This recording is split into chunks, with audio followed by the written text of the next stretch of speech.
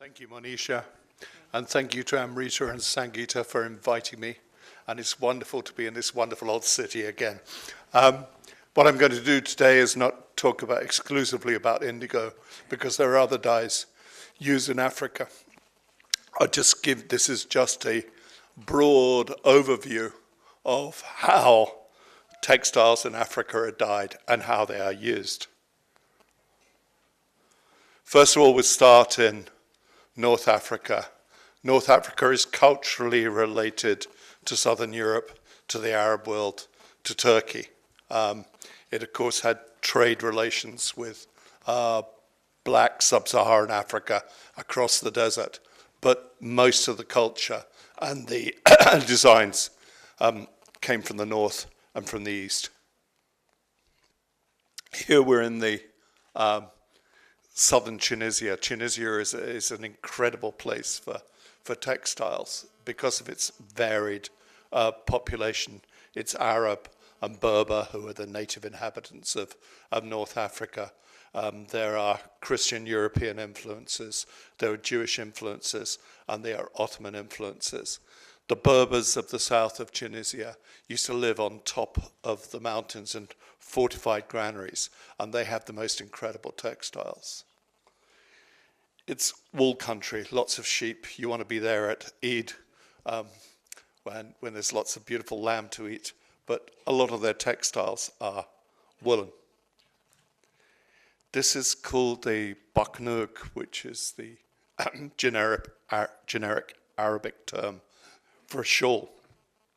There are various places in southern Tunisia where the Berbers make these shawls. They're woven by women on upright looms out of sheep's wool, and the decoration is with cotton. This one in particular has got an underdye of pomegranate rind, which gives a yellow, and then with using cochineal and indigo, they end up with this aubergine color. The white details are cotton, and they're incorporated into the weave as it's woven. And the theory is, although nobody's that I know of, and I've never read about it, but everybody says that the cotton threads were waxed before the textile was dyed, and because of the tightness of the cotton weave in the details and the fact that the thread was waxed, this resists the dye, so you end up with a pattern of white cotton against the background color, which in this case is an aubergine, but quite often is blue. This is the ordinary everyday shawl of a Berber woman of the south of Tunisia. This will date back to around about the 1920s. The motif is of an eye. They're very superstitious and a lot of belief in the power of the evil eye. So if you put an eye pattern on your shawl, and either side of it there's a comb device. This is the weaving comb with very sharp tines. So the idea is you have an eye on your textile, and you have the weaving comb which will pierce the eye, and that will protect you from the evil eye. So there again, this will be the white cotton details. The white cotton threads are waxed before it's woven, and then it will be dyed in indigo. They don't do, as far as I know, any dyeing with indigo anymore in Tunisia. Gabas, which is on the coast of southern Tunisia, was supposed to be the main place for dyeing with indigo. Here we've got embroidery from Fez in Morocco. Like with a lot of North Africa, there are incredible influences from Islamic Spain. When the Muslims and the Jews were kicked out of Spain at the beginning of the 1500s, many of them immigrated to North Africa, and bringing with them both techniques and patterns from Moorish Spain. So this is the traditional embroidery of fairs, and they would do it with indigo dyed silk, and in this case,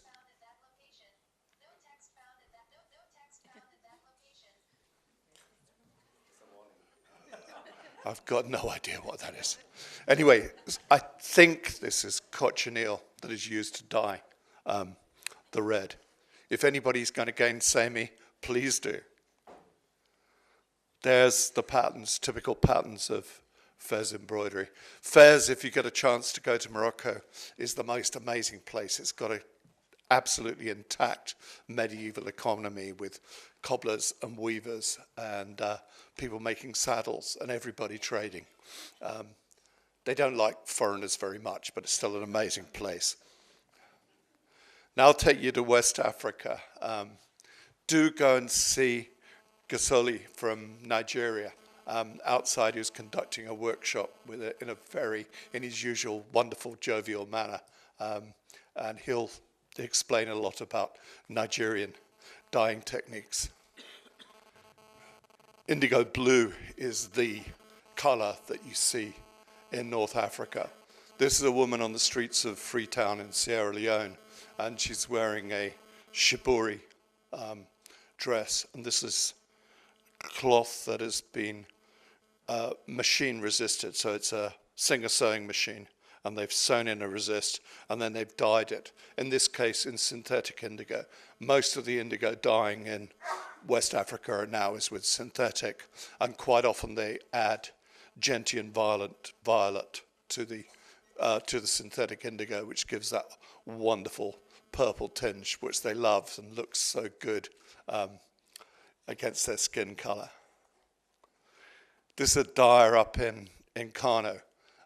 He's refreshing a old cap. So they a Kofa Mata dye pits in Kano. There's about, from memory, about 140 pits, of which they are only using about 30.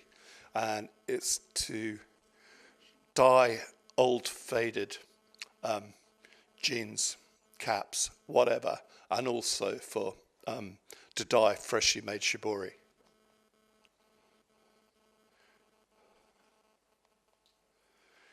She's a Muslim. Kano is a Muslim town in the north of Nigeria. So she's working in an enclosed space. She's not working in public. And she's tying up a cloth which will end up as with a design which is called three baskets. She'll start with a knot and then work down in a spiral, sort of creating a mini volcano of knots. And then it will be passed on to that old chap or somebody like him in the dye pits. This is the three basket design.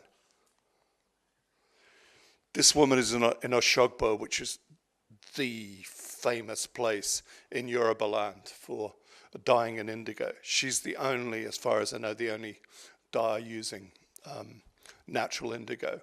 And she was employed by a friend of mine called Robert Klein to dye textiles for him, which he sold in the States.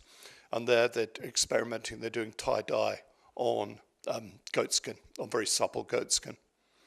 At her feet you can see the stencils for which they do stenciled adire, which are made out of zinc. This is called etu cloth. Etu is means guinea fowl pattern, so it's speckled.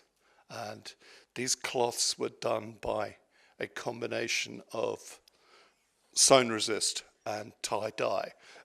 It's very fine. When they're sold, they're unpicked, but they're not ironed. So you've got this sort of wonderful texture, raised texture, which is supposed to be reminiscent of the decorative scarification, which the Yorubas traditionally really liked.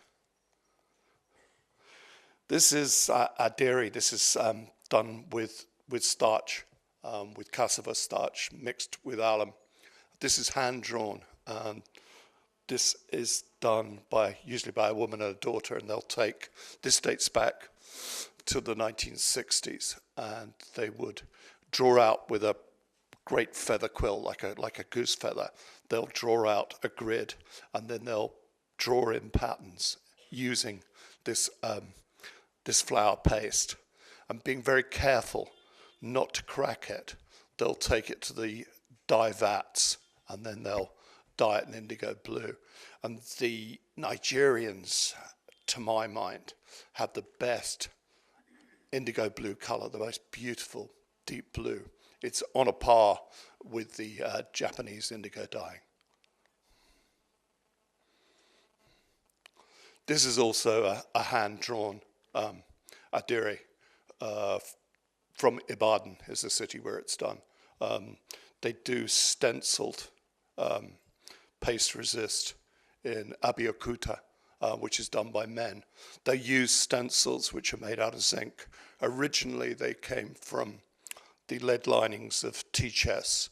And the Nigerians are some of the very best artists in Africa, and they're incredibly innovative, and they pick up on techniques very quickly. Oops. Here we've got shibori from a Dogon woman in Mali. She's carrying a baby wrapped up in a waistcloth. If you come up to my stand upstairs, I've still got a beautiful Dogon shibori cloth, waistcloth, similar to this that I can show you.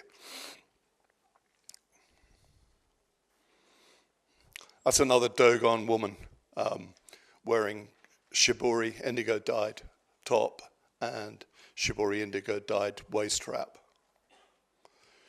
These are cloths that were available in the markets of Yoruba land in southern Nigeria in the 1960s. The period before the Biafra War was a halcyon time in Nigeria.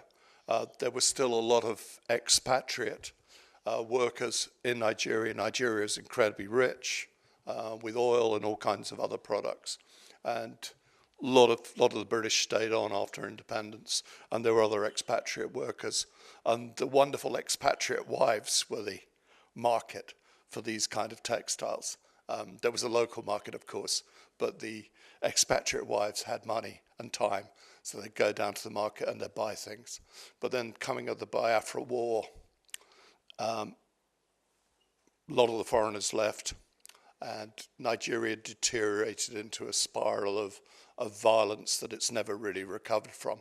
So these cloths, and although they have been revived, they've never been revived to the quality of these particular textiles. So this is quite rough, hand-sewn, stitch resist, but dyed with natural indigo. And this would be a woman's waist wrap.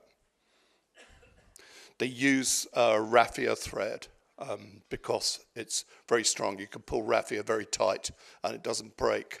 And then when you want to unpick the stitches, you take an old-fashioned Gillette razor blade, spread the textile over one thigh, and then just slit it off.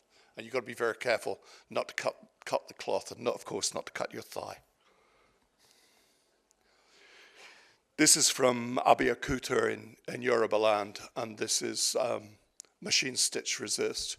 The Lebanese introduced Singer sewing machines all over Nigeria, in fact all over West Africa, from about 1900 onwards. And very soon the innovative Yoruba realized that they could do stitch resist with a sewing machine much faster than they could do stitch resist by hand. This kind of cloth is exported from Abeokuta, now dyed with synthetic indigo, but all kinds of completely horrible chemical dyes. But this is exported and used as yardage for making up dresses, and it's exported from Nigeria all over West Africa. This is a rather wonderful thing. These are from the Dida people of Ivory Coast, and it's a form of plaiting. So the woman works with 1,500 strands of raffia. Raffias are from a palm leaf, and she'll stick a stake in the ground, sit with her legs akimbo, and then keep most of the strands in her toes and then she'll work with roughly 100 strands, and she'll use 50 of them as the weft, 50 of them as the warp, and it's weaving with her fingers, and she'll create diamond shapes, which are about half an inch wide and long, and then she'll work that round and she'll make a tube, and then what have we got? You can see some of the structure here. Then it's tie-dyed, so that's zigzag pleated, and then it's tied off with raffia, and you've got the original raffia, which is dyed in a leaf solution, which gives that yellow. The black will come from mud, and the red will come from kola nut. Kola nut is like betel nut, like areca nut. It's a narcotic. It's what the truck drivers use to keep awake at night. What I used to use when I was coming down from Bradford in the north of England, back to Cambridge, my home, I'd always buy some pan. So I had a stimulant that would keep me awake for the 3 hours it would take me to drive home. You get ikat in Yorubaland. It's one of the very few places in Africa where they do ikat. This is warp ikat. These will be chemical dyes. It's a dinkra, so this is one of the few examples of blot printing in Africa. This is done with a calabash stamp, which is dipped into a solution of boiled up iron slag and the root of the badi tree, and makes a sticky goo. And the old men used to print these things, and these were used for marriages and for other ceremonies. Sadly now it's gone. They don't do it anymore. They just do screen printed imitations. It's mudcloth from Mali.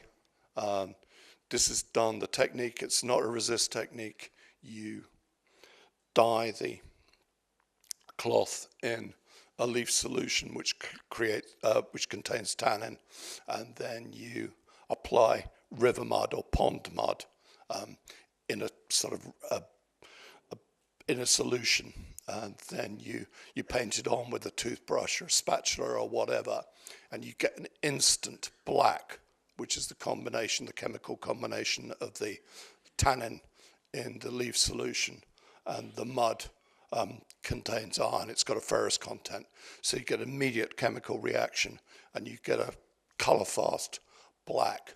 I mean, they can do it 2 or 3 times to increase the depth of the black, but that's what you get, and they will then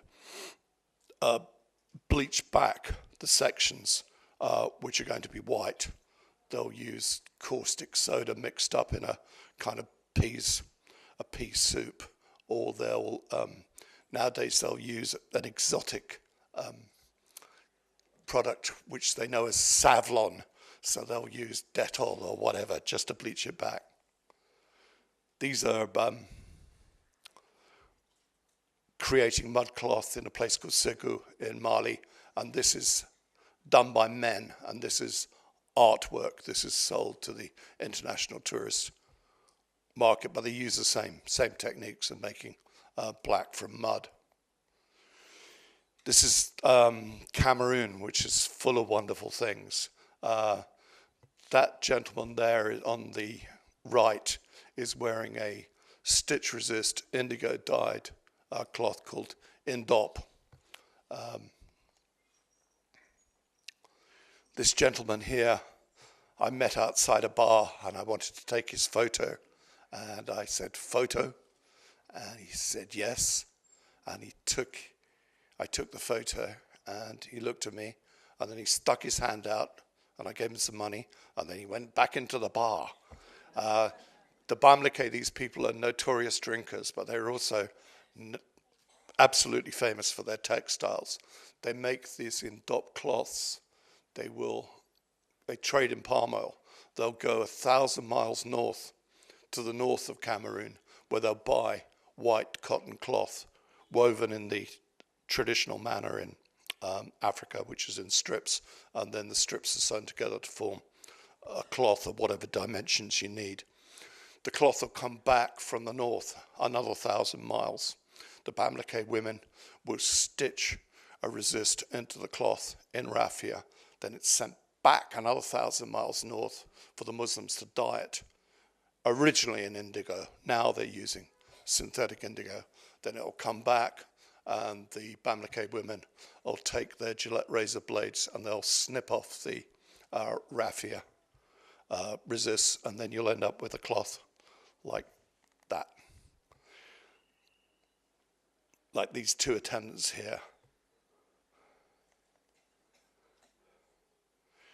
This cloth is the same technique, but it's done in Nigeria by men and done at a place called Wakari, and this was done for export to Cameroon. They were both British territories, so there was no customs duty, so it was easy in colonial days to move cloth from one part to another without customs duties.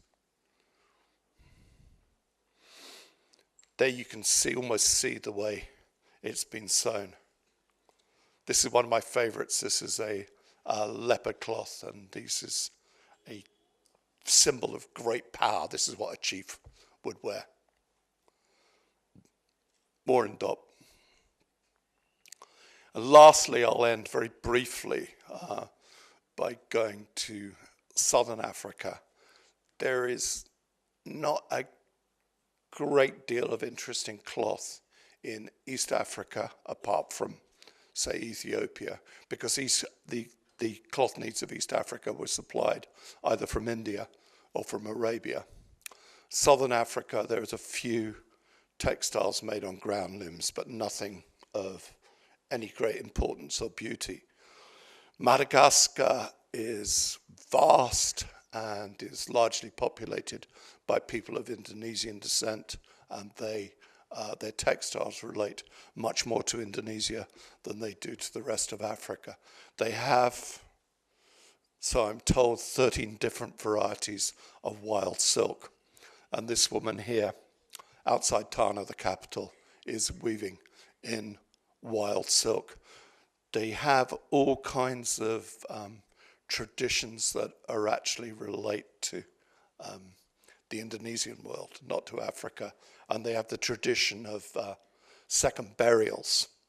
So they'll dig the body up after quite a few years, and they'll polish the bones, and they'll have a ceremony, and they'll rebury it. But they need a silk which is tough enough to keep the bones together. So they have one special silk that will do this. That is not that silk. Anyway, I have done my lightning tour of Africa for you. Thank you very much indeed.